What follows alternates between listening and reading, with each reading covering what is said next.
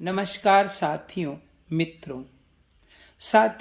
जैसा कि हम आजकल देखते हैं कि आजकल लोगों के सामने जो सबसे बड़ी समस्या है वो बेरोजगारी की समस्या है।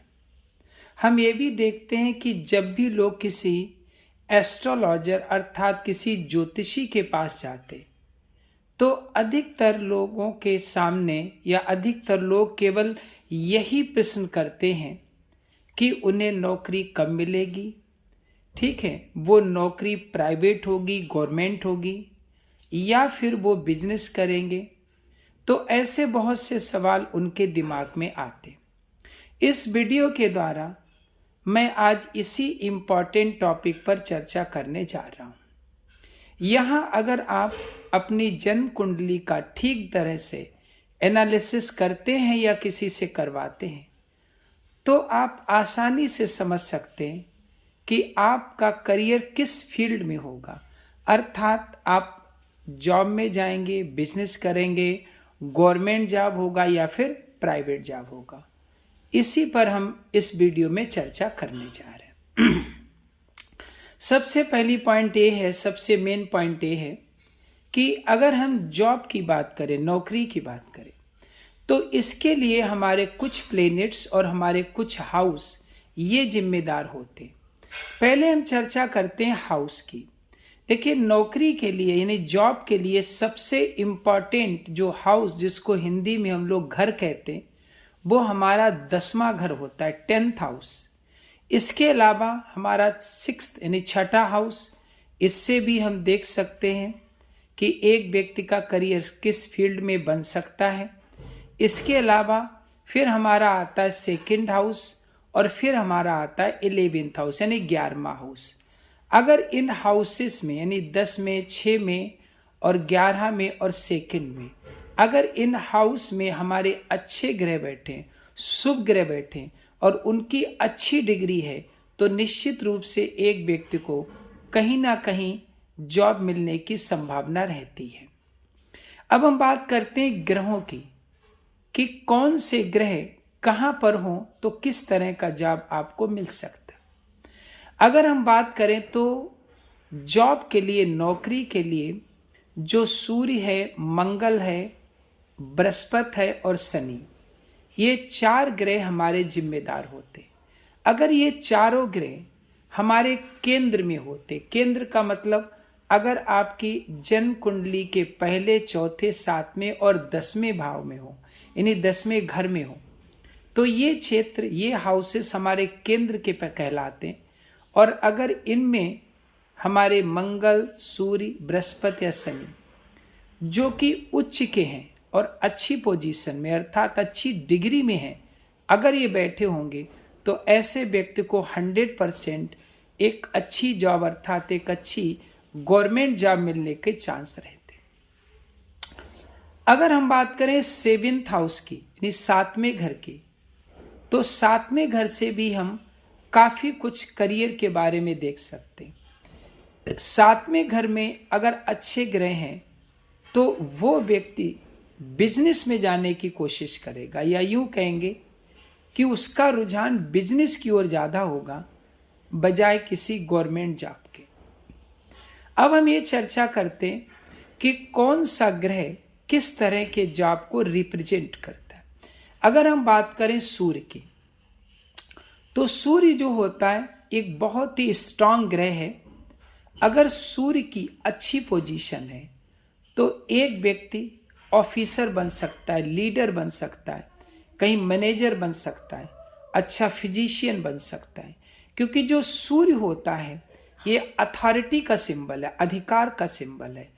तो जिस भी जातक यानी जिस भी व्यक्ति की कुंडली में सूर्य अच्छी स्थिति में है, अच्छी डिग्री है सूर्य की और केंद्र में है, तो निश्चित रूप से ऐसे व्यक्ति को एक अच्छा गवर्नमेंट जॉब मिल सकता है। इसके अलावा हम दूसरे ग्रह की बात करते हैं, वो है मंगल ग्रह। अगर मंगल की हम बात करें, मंगल जो होता है इसे सेनापति कहा जाता है। वो लोग जिनकी जन्म कुंडली में मंगल स्ट्रांग होता है यानी मंगल जो है वो केंद्र में होता है, यानी एक भाव में, चौथे भाव में, सातवें में और 10वें, इनमें अगर मंगल होता है तो जैसा हम जानते मंगल जो है वो सेनापति है, तो ऐसा व्यक्ति पुलिस फोर्स में, आर्मी में, मिलिट्री में, बीएसएफ में, पीएससी में, इस तरह की जॉब में वो जा सकता है। अब हम बात करते हैं बुध ग्रह की। बुध बुद्धि से रिलेटेड होता है। जिन लोगों की जन्म कुंडली में बुध अच्छी स्थिति में होते, केंद्र में होते, या 10वें भाव में है, या फिर वो 6ठे भाव में है, या फिर दूसरे भाव में है, या फिर जो है वो 11वें भाव में और अच्छी स्थिति में, या फिर वो केंद्र में है, तो ऐसा व्यक्ति जो होता है वो टीचर बन सकता है, वकील बन सकता है, या फिर किसी बिजनेस या फर्म का कोई प्रोप्राइटर बन सकता है, या फिर वो अपना एक प्रेस रिपोर्टर भी बन सकता है, या फिर वो राइटिंग में अपना करियर बना सकता है। तो ये बात हुई हमारी बुध ग्रह की। अब हम बात करते हैं बृहस्पति की। देखिए, बृहस्पति को भी एक बहुत ही स्ट्रांग ग्रह माना जाता है। अगर बृहस्पति आपकी अच्छी है, बलवान है, केंद्र में है, या आपकी जो है 10वें भाव में, या 6ठे भाव में, या फिर आपकी दूसरे भाव में, 11वें भाव में, भाव से मतलब हाउसेस में, घर में है, और वो स्ट्रांग है, अच्छी डिग्री में है, और उच्च की है, उच्च का ग्रह बृहस्पति, तो निश्चित रूप से आपको बहुत ही अच्छा जॉब मिलता है। ऐसे लोग जो होते हैं बहुत ऊंचे ऊंचे पदों पर जाते हैं, और सबसे बड़ी बात होती है कि इनको जीवन में जॉब बहुत जल्दी मिलता है। अब हम बात करते हैं शनि ग्रह की। देखिए, शनि जो है, ये भी एक कहावत है कि अगर शनि स्ट्रांग है तो एक रंग को भी राजा बना देते। शनि का बहुत बड़ा जीवन में प्रभाव पड़ता है। शनि जिनका स्ट्रांग है, या जिनका शनि 10वें भाव में, 6ठे भाव में, और आपका दूसरे में और 11वें में है, या केंद्र में है, तो ऐसे व्यक्ति इंजीनियर बन सकते हैं, लॉयर बन सकते हैं, जज बन सकते हैं, रेलवे में काम कर सकते हैं, बिजनेस कर सकते हैं, एडमिनिस्ट्रेशन में भी जा सकते हैं, और बिजनेस करेंगे तो अधिकतर वो आयरन का बिजनेस करेंगे, ये भी ध्यान रखिएगा। अब हम चलते हैं एक और ग्रह पे, वो है शुक्र ग्रह। शुक्र ग्रह जो होता है, इसका भी अलग प्रभाव होता है। अगर शुक्र ग्रह आपका पावरफुल है तो ऐसे लोग, चूंकि शुक्र ग्रह कला का, लग्जरी का, सुख सुविधा का इसका सिंबल होता है, तो ऐसे लोग अपना करियर फिल्म में, ठीक है, टीवी सीरियल्स में म्यूजिशियन बन सकते हैं, राइटर बन सकते हैं, सिंगर बन सकते हैं, और बहुत ही लग्जूरियस लाइफ बिताते हैं। तो मित्रों, एक बात ध्यान रखिएगा कि जो हमने घर बताए थे, जैसे हमारा 10वां घर है, 6ठा घर है, दूसरा घर है, कुछ हद तक तीसरा घर भी ठीक मान लेते हैं, और 11वां घर है, इनमें अगर हमारे सूर्य, मंगल, बृहस्पति, शनि, शुक्र ये पावरफुल ग्रह हैं, इनकी अच्छी डिग्री है, तो एक व्यक्ति को जॉब निश्चित मिलेगा। अगर शुक्र पावरफुल है तो वो आर्टिस्ट बन सकता है, बृहस्पति पावरफुल है तो वो कोई बड़ा ऋषि, संत, महात्मा भी बन सकता है। 7वें ग्रह में ये पावरफुल है ग्रह, तो वो बिजनेस में जा सकता है। अब एक पॉइंट और आता है, वो ये पॉइंट है कि जो भी हम करियर की बात करते, तो करियर जो निकाला जाता है वो केवल जन्म कुंडली को देख करके ही नहीं निकाला जाता है। यही कारण है कि अधिकतर जो ज्योतिषी होते हैं वो केवल लग्न कुंडली, जिसको हम जन्म कुंडली मतलब लग्न कुंडली की बात करते हैं, तो लग्न कुंडली को ही देख के नहीं निकाला जाता।